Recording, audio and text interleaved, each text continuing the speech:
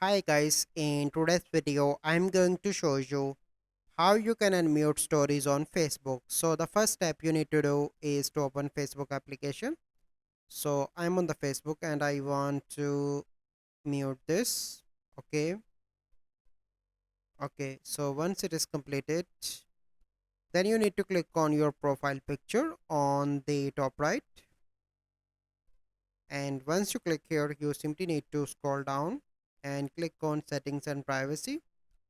Click on settings again and you need to scroll down, and here you can see different options. You simply need to click on stories, and here you can see stories you have muted, and click on this unmute. So this is the process that you need to follow. So I hope you find this video helpful.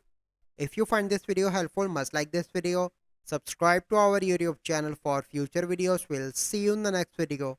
Thank you. Have a good day.